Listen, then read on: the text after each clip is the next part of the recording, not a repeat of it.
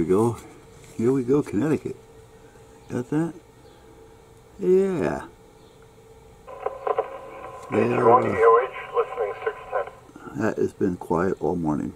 Here we go, Connecticut. I told you, it's a crooked state. You put Democrats in charge and this is what happens.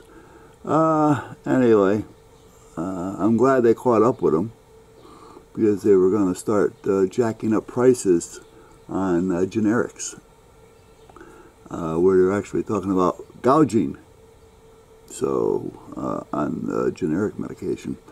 So that's what they plan on. I think there was a group. It says there's a group. I think there was 19 of them.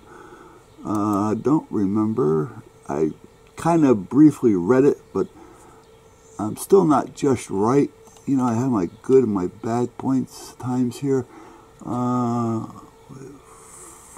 40 other state attorneys, so there's more than just one state apparently involved with this. 19 other generic drug manufacturers, most commonly used, 100 most commonly used. Well, they caught up with it. We got to pay attention to these things, guys. We do have to take some kind of charge, and especially protect us elders and the other ones, other people that can't afford, you know, all these high prices. I mean, none of us can really afford it. Companies are in business to make money, you know, so they have to be able to afford it. Otherwise, they won't be making them, and then we're all out of luck. However, we have to kind of get to a happy medium here and start doing things, because this is getting out of control. And greed is taking over the country. Who was it that said, I can't remember, something about, maybe it was Lincoln, that, I think it was Lincoln, paraphrasing here, but something in the fact of freedom. Well, it will never be taken from us from an outside country. If we lose our freedom, it's because of within. That type of thing. Well, you know, this kind of falls on the same. Here we go. Yeah, there's a list of 20 of them, of the actual drug. Pfizer's one of them. But we really need to pay attention to what we're doing and stop letting people in office that are not going to be there for the people, and yet understand that the businesses have to make money, but again, not gouging the people on something that's a necessity. And that's where we're at this point. But anyway, today is Tuesday. It's noontime, 5/14/2019. Fahrenheit, what is it? 60 degrees Fahrenheit outside, 73 in here. Not too bad. A little damp. Sun kind of peeks out every now and then, but it is damp because it's been raining for who knows. So that's kind of where we're at with that. I got out here about 11 today. Like I said, I'm feeling okay, but I just don't feel me. You know, you know, I was told by a couple of people and doctor. I met a new doctor yesterday, and what's this thing? And I'm thinking, well, I'm not thinking, I signed up with him as my new family physician. He's a doctor of internal medicine, and he's going to be my my GP, my general practitioner. And nice guy.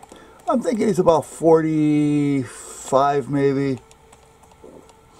His first name is Antonio, and he said, you know what, you want to call me Antonio? Call me Antonio. Call me doctor, call me last name, call me doc.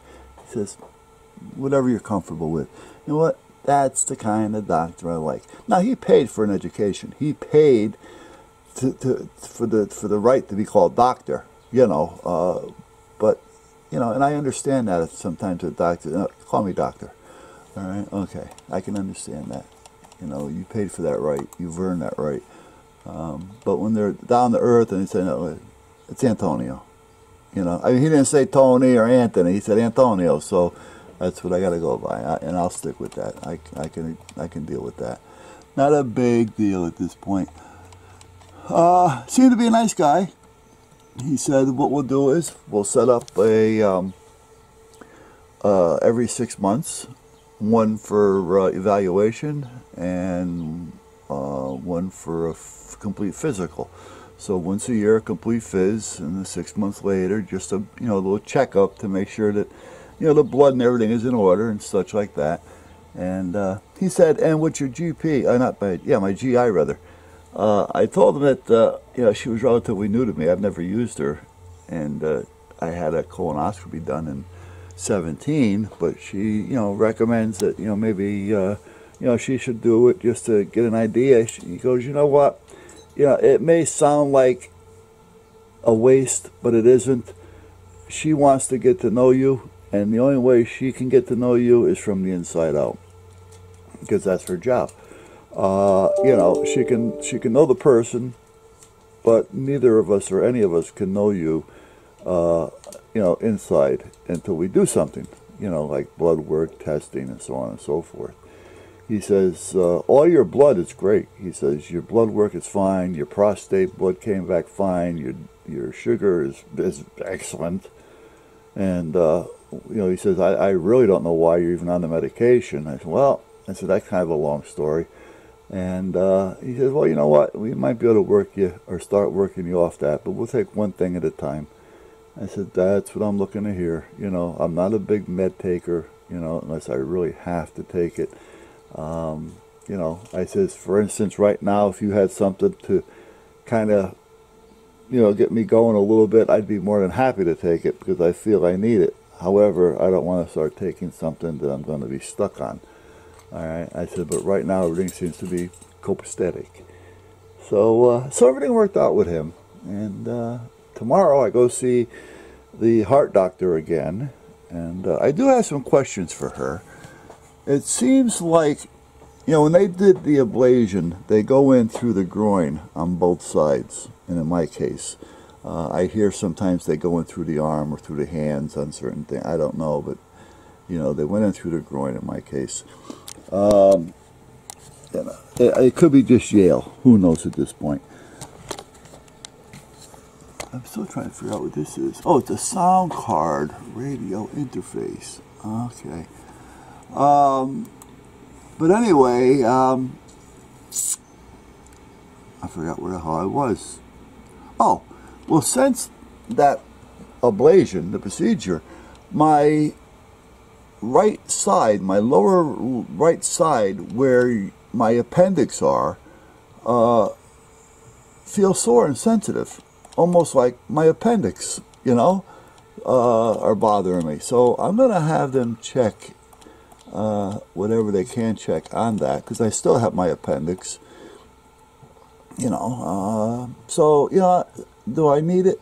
If there's a chance you want to take it out, let's get rid of it. I'm 70 years old. Do I need it?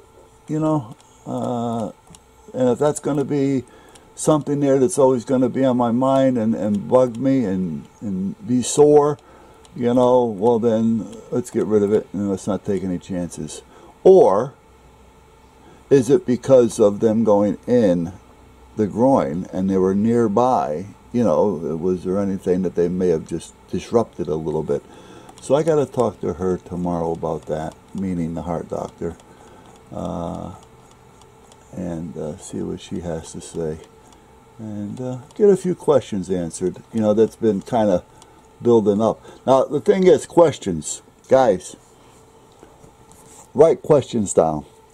There's a few questions that I keep forgetting to ask. I wanted to ask the doctor yesterday about this groin, lower right side appendix location discomfort, and I forgot. You're sitting there, you're talking, you don't think about it, because you're not feeling it. So I recommend, write it down. If you go to the doctor, you're going to see him, we'll say 2 weeks from today, 3 weeks from today, or whatever. Start writing this shit down. Write down the date. Write down how you felt. Write everything down. Talk to them about it. You know, because you're not going to remember. I don't anyway. So I got to remember now to talk to a heart doctor about a possible appendix. You know, which is possible because, you know, they may have just, you know, went too close. I don't know. It couldn't, maybe it's not appendix at all. Maybe it's just because of the incision, you know, which was nothing. That's all healed as far as I know. But it could be healing on the inside. You know, and that could be a reason, and a lot of them said that's one of the reasons why I'm still Mashad, because, you know, they worked on your heart. You know, the heart's a muscle like any other muscle. You work it, it gets tired. It doesn't want to do anything. It gets sore. You know, so it takes the time for it to recoup. You know, and, you know, when they go inside your heart and they start burning holes in it, you know, or burning up the nerves, you know, until it starts to reheal itself and get healed, you're not going to feel the same that you felt. I think I may have told you, I talked to I talked to, her name is Jessica. She used to date my son, and they had a child together. And after about 3 years, they realized that, you know what, it just wasn't working, you know. And it was a mutual thing. So they separated, and that was it, you know. And my grandson's not really suffering by it. You know, he gets to see either one. He lives with the mom, but he gets to see dad whenever he wants, and, you know, so everything is fine. They're living in Florida. But she had an ablation done 10 years ago, or 12 years ago. So I called her, you know, and I said, Jess, can you remember? She goes, oh yeah. She says, it took me a few months. She says, you know, I felt like crap. He said, you know, it was just one of those things to where, you know, you didn't want to do anything, you don't want to get up, you know, the incision area was sore. Yeah, she said, it was just, you know, she goes, I was okay, I just didn't feel myself, and it took a few months. I said, oh, well, that's about where I'm at, you know. So, again, I want to confirm that with the heart doctor tomorrow, and find out what's going on there. Alright guys, so I gave you a quick rundown on what's going on, and I'm not going to bore you with a bunch of videos. Sometimes I hit you with lots of them, and I know, you know, and if you don't watch it, I totally understand. Sooner or later somebody will watch it or not, but whatever. I do appreciate all you guys put up with me, and I enjoy your guys' videos. I try to get them all. Sometimes I don't. Live videos I hardly ever get to because I save them for last, and I usually fall asleep, and by the time I get there it's no longer live. So, you know, it's one of those things. Or long videos. If it's a long video, I watch them, but again, sometimes I fall asleep.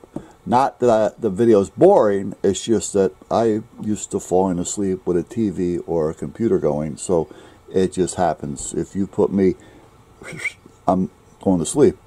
You know, it's just one of those things. So, alright guys, I will catch you later. Oh, by the way, Lance is going to the doggy doctor today. He has a 2 o'clock appointment. So we only have 2 more after that. The 18th of June, Bear goes in for his MRI to have that little bump on his head checked, which is starting to affect his eye a little bit. So other than that, he seems to be doing okay now that he's on his medication. So that's kind of like the whole thing on the health and welfare of the family. I hope all you guys are doing fine, and I hope you have a good week and a better weekend. Catch you later.